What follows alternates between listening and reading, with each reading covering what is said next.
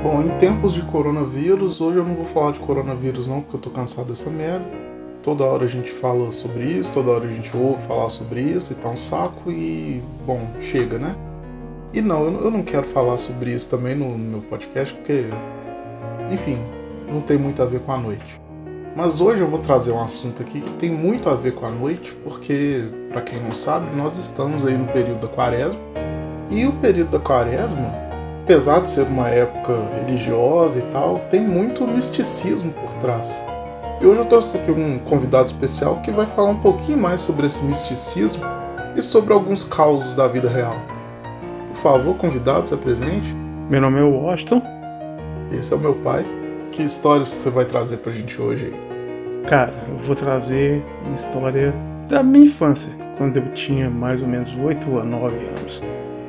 Aconteceu de verdade, não é invenção, tudo que eu vou narrar aqui aconteceu mesmo.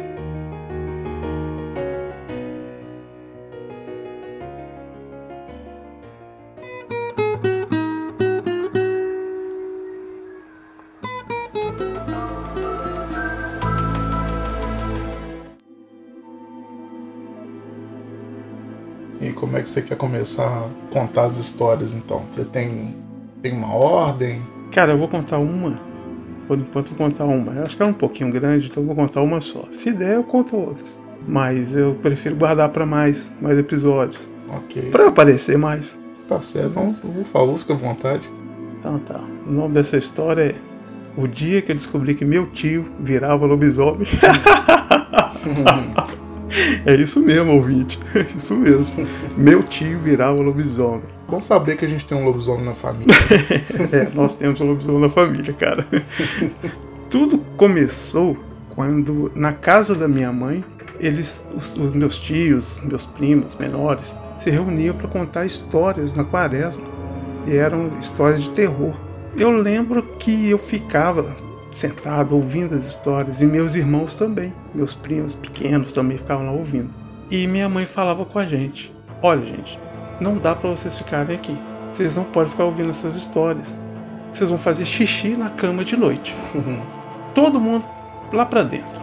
Aí minha mãe colocava todo mundo pra correr, mas eu ficava ouvindo as histórias, ficava morrendo de medo, aterrorizado, mas eu ficava ouvindo as histórias. Teve uma certa vez que eles contaram uma história de um lobisomem. E eu lembro que essa história me deixou, assim, morrendo de medo. E eu não esqueci dessa história. Não esqueci. A noite foi muito difícil. Fui dormir daquele dia realmente com aquela sensação de fazer xixi na cama. Porque o medo de levantar para ir no banheiro era muito. A vovó avisou, né? Ela avisou. Bom, passaram-se uns dias e aquela história ficou na minha cabeça. Uma tarde, estávamos no portão. Eu, minha mãe, alguns dos meus irmãos, não vou lembrar todos que estavam lá, e os meus amigos da rua, meus amigos, vizinhos, estavam todo mundo brincando na rua e eu no portão. Beirava mais ou menos 5h30, 6 horas, e isso era na quaresma, tá? Pra vocês terem noção. O meu tio chegava do serviço a esse horário. Foi quando eu vi. Ele virou a esquina e veio andando. Eu olhei para ele e vi aquela coisa estranha. Meu tio, ele é uma peça. Ele virou essa esquina, encolhido, com a cabeça meio de lado, assim, quase meio que tombando pro ombro, e veio andando com um embrulho debaixo do braço. O embrulho era a marmita dele, que ele levava todos os dias para o serviço. E eu fiquei olhando aquela cena, e ele andando, subindo a rua. Foi quando me veio a cabeça. Do nada. Ah, meu Deus, meu tio vira lobisomem. Ele veio andando e eu fui ficando assim, pálido, e fui encolhendo. E minha mãe segurando a barra da calça da minha mãe. Minha mãe: que isso, menino? Eu: nada não, mãe, nada não. Meu tio veio se aproximando. À medida que meu tio se aproximava, eu enxergava mais uma pessoa virando um lobisomem. Meu tio passou por nós, como sempre. Ele não era muito de conversa, ele simplesmente passou. Minha mãe estava conversando com as amigas dela também, e ele passou e disse a frase que ele fala quase todos os dias: boa noite. Um boa noite bem seco, boa noite. E entrou e foi para casa dele. Essa cena não saiu da minha cabeça, cara. Foi aí que eu fiz uma coisa. No dia seguinte, chamei os meus amigos, chamei meus irmãos e disse: gente, eu descobri que meu tio, nosso tio no caso, vira lobisomem. E os meus amigos: que isso, Washington, que isso? Ele vira lobisomem, cara, e ele vai virar qualquer dia desse, ele já tá se transformando.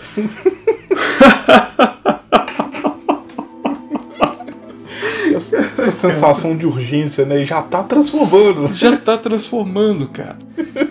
E eu espalhei pra todo mundo na rua.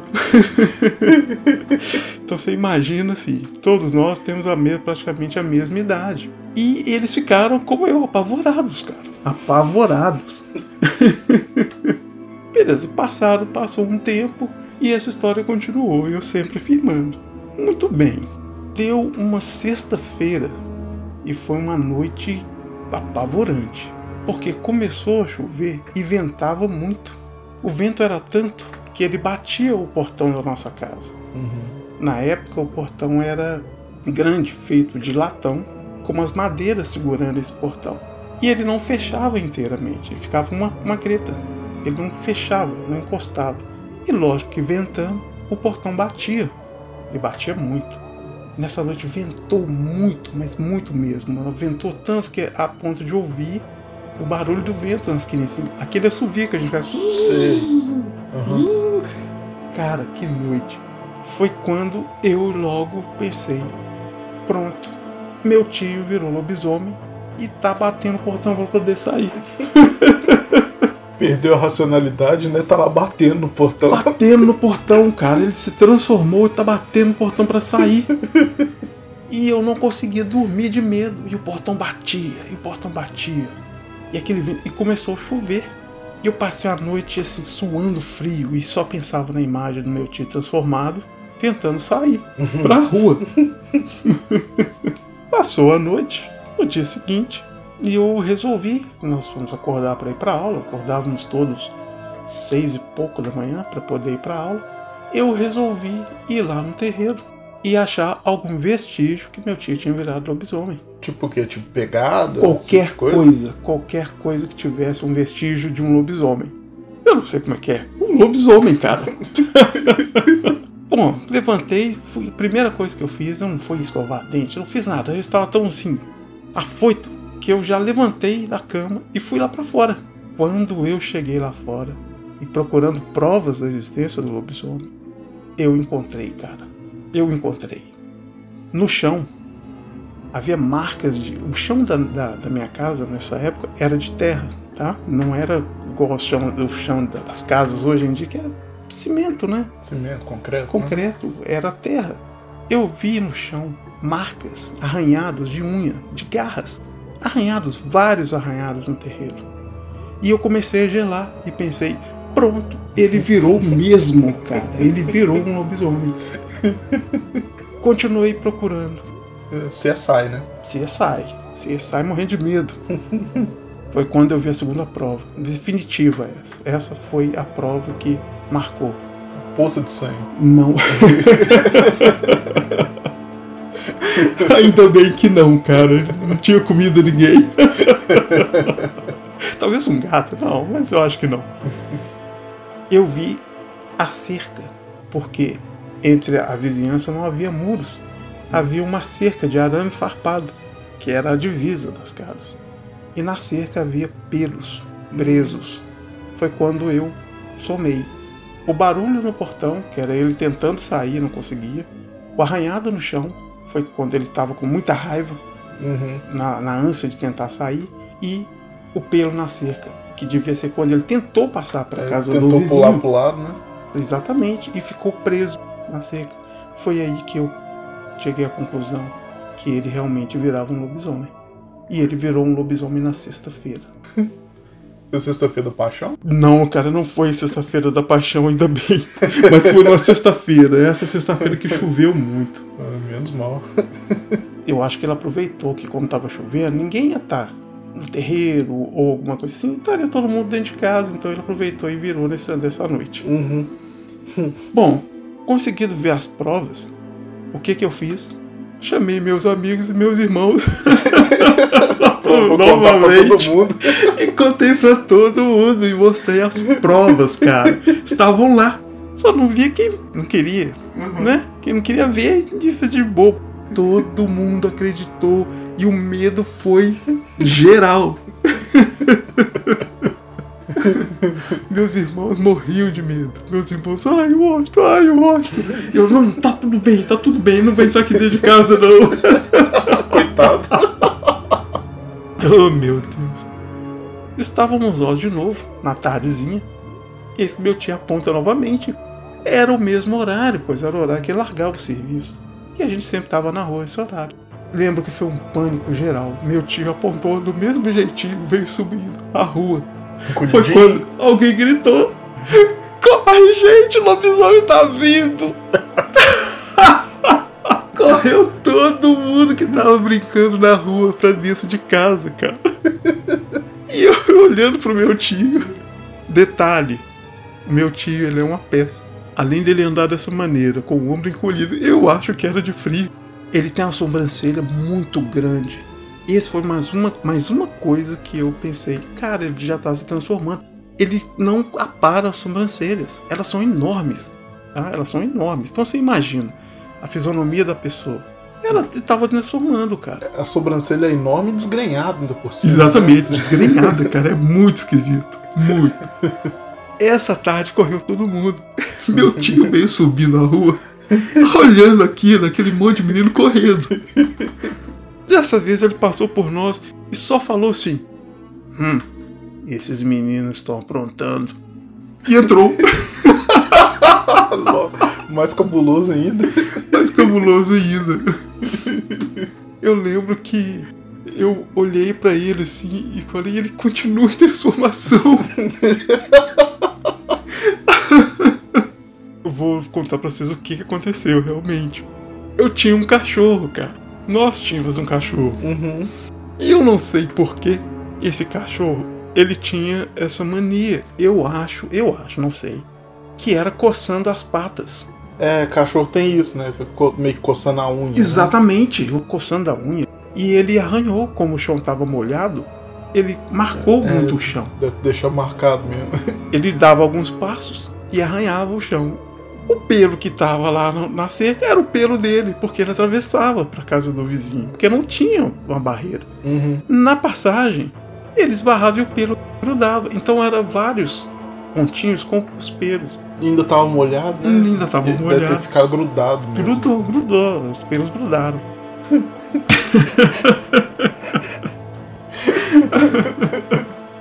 Mais tarde, depois que nós já crescemos, estávamos todos nós já maiores e tal. E meu tio é vivo, né? Meu tio, ele mora com a gente até hoje. Um dia eles estavam reunidos contando alguns casos. E eu lembrei desse caso do lobisomem. E morri de rir. E comecei a contar o caso. Ele dava gargalhadas e falou: eu sabia que aquele dia vocês estavam aprontando. E dava risadas por causa da história do lobisomem. E até hoje, meus irmãos ainda ficam cismados. Os meus amigos eu acho que não, são todos velhos, né, cara? Nós já estamos todos com a idade já mais adulta, então eles não devem pensar nisso. Mas meus irmãos ainda ficam meio cismados. Chega a quaresma, minha irmã mais nova, ela fica cismadaça. E eu falo pro meu tio, pelo sim, pelo não, na quaresma, 6 horas da tarde, eu não saio mais aqui fora. E essa é a história que eu queria contar. E foi verdade, aconteceu mesmo. Coitado do tio. Meu tio, até hoje, ele dá grandes risadas, cara. É muito legal, muito legal. É bom contar essa história na quaresma, né? Que aí mais gente já fica aí meio cismado com algum tio. É verdade. Algumas coisas da quaresma se perderam, né, com o tempo. Essas histórias de família, dos tios, dos nossos pais, dos pais dos pais, dos avós, eles tinham umas histórias muito legais, assim, e todas referentes à quaresma. E eu acho que essa tradição de contar história está se perdendo. Eu acho importante relembrar e contar de vez em quando algumas coisas. Eu tenho várias outras histórias relacionadas à quaresma que realmente aconteceram comigo. Essas histórias, elas foram reais e não foram invenções de uma criança, foram coisas que aconteceram mesmo. Essa história que eles contavam porque era muito engraçada. E durante muito tempo a gente ainda dá risadas. E eu achei legal contar até pra dar uma leveza nessa coisa de coronavírus que ninguém tá aguentando mais. Eu acho que ficar em casa e ouvir umas histórias assim, eu acho que dá uma distraída. Eu achei legal vir contar essa história. É uma boa mesmo.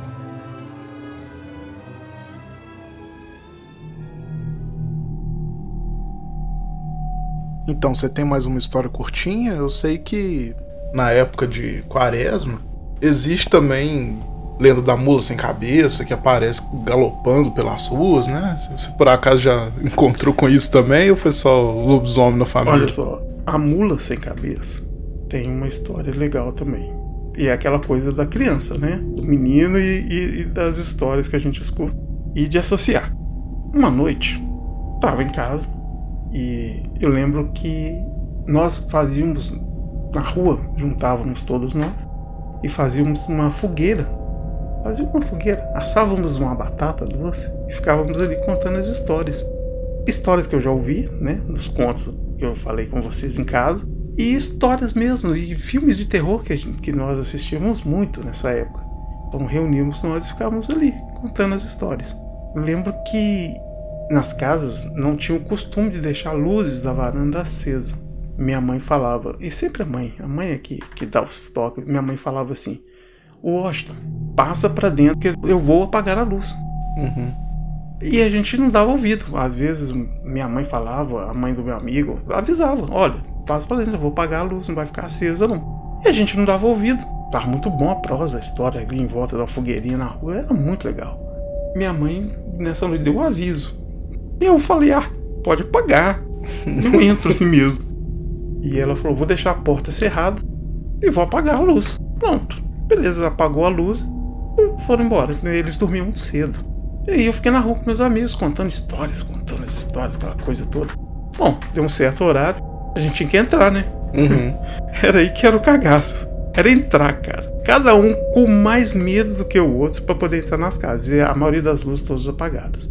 Com muito medo a gente acabava entrando. Depois de muita história de terror, né? Ainda entrar em casa no escuro é foda. Exatamente, entrar em casa no escuro é muito difícil. Tinha poste na rua? Ou ainda não tinha? Tinha os postes nessa época, a iluminação era muito fraca e o poste era um poste de madeira. Não tinha essa iluminação como é hoje, era meio fraca, iluminação muito pobre. Mas nessa época já tinha começado a iluminar o bairro e asfaltar também. Então já estava evoluindo, o bairro já começou a evoluir.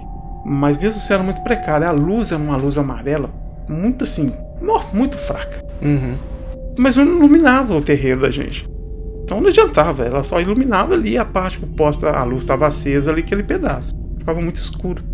E na hora de entrar, você não tinha só a noção que senão por onde estava passando. Muito bem, essa noite eu entrei. Todos nós entramos. E à noite fomos dormir e beleza. Deitei, tô na minha cama deitado. Eu sempre tinha muita dificuldade para dormir.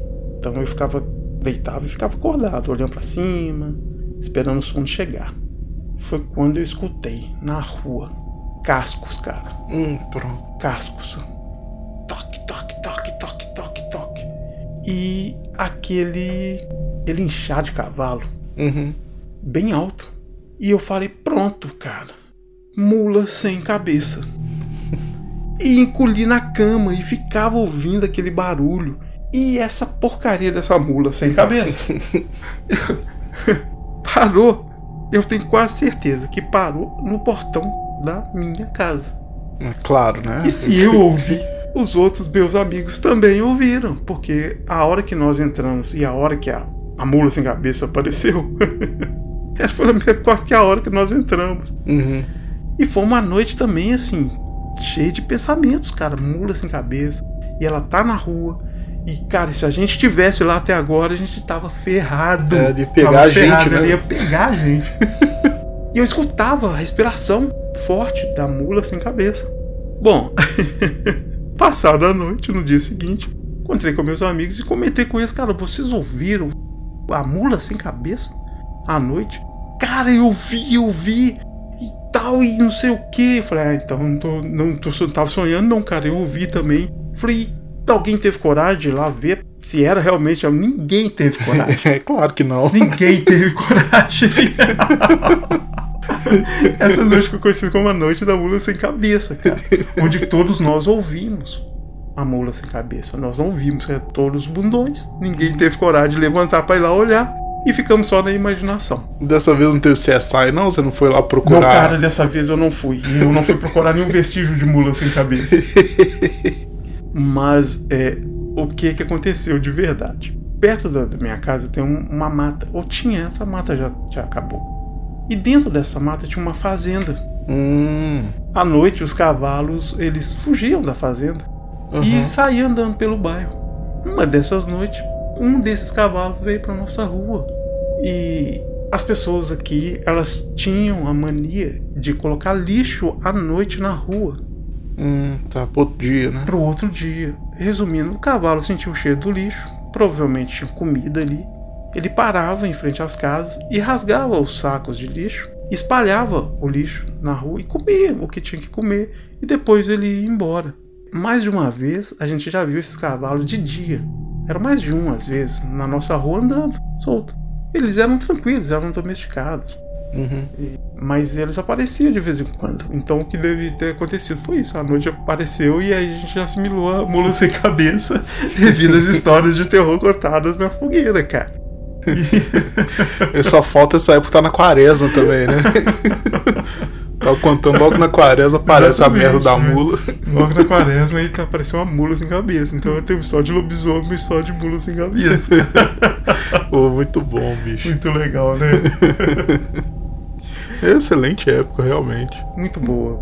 A gente gostava muito de reunir à noite pra contar essas histórias, pra poder se divertir. Aí, às vezes, passava um pouco do horário. Aí que tava o medo, né? Porque ficava mais tarde e todo mundo já tava indo dormir. E os bobão lá na rua contra só de terror.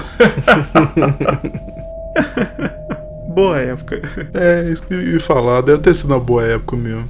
Foi sim, foi muito legal. Na época que eu tava crescendo, a gente já não tinha mais esse costume de ficar contando história. A gente ainda ficava na rua e tal, mas a gente não tinha mais esse costume de contar história. Interessante. Legal, né? É isso aí, galera. Por hoje eu acho que tá legal. Pô, bicho, então tá certo. Muito obrigado. Ai, que isso, cara. Eu que agradeço. Valeu mesmo. Volte mais vezes e... Bom, traga mais histórias. Não precisa ser só história de... Aí, dessa vez, galera, não teve história de gato, não teve história de... Teve um pouquinho de história de cachorro, né? Porque, afinal, foi um cachorro e não um lobisomem.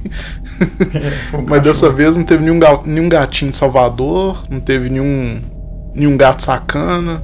Dessa vez foi tudo mais místico mesmo. Mas assim, tem mais uma história de Sexta-feira da Paixão. Essa é pesada. Eu já aguardo pra próxima então. Então beleza. Até mais. Então tá. Pai, brigadão. Falou, filho. Esteja sempre convidado, cara. Muito obrigado mesmo. É só me chamar que eu venho. Beleza.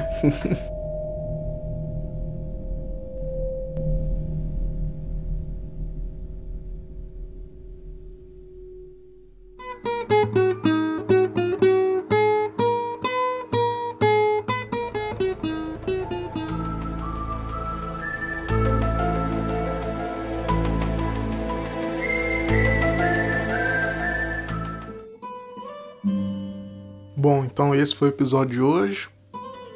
Mais uma vez trazendo meu pai para contar umas histórias, que são sempre histórias maravilhosas, né? Como vocês viram aí. Ou melhor, como vocês ouviram aí. E nesses tempos de quarentena, como ele mesmo disse, é sempre bom parar e ouvir uma historinha, porque a gente tá precisando relaxar um pouco. Claro, eu não tô falando pra gente sair pelas ruas e fazer festa, porque isso não traz benefício nenhum, né? Precisamos ser bem responsáveis para não piorar essa pandemia. E bom, assim como eu gravei com meu pai hoje, quem sabe eu não consigo trazer algum outro convidado aí da próxima vez. Claro, não vai ser uma gravação presencial igual eu fiz com meu pai, né? Por motivos óbvios de corona. Mas enfim, quem sabe. E o que vocês acharam? Vocês querem mais histórias do meu pai? Que pergunta boba, é claro que vocês querem. Mas podem sempre mandar um e-mail aí para notivocomum@gmail.com ou mandar mensagem lá no Instagram, que é @notivocomum. Novamente, eu sempre leio e sempre respondo com muito carinho E deixo aqui meu agradecimento adiantado a todos que mandarem os feedbacks, né? É sempre bem importante. Mesmo para eu saber que direção que eu sigo no podcast, né? Que tipo de assunto que vocês querem que eu aborde, ou coisa do tipo. Bom, então é isso. Obrigado por ter escutado até aqui e até a próxima.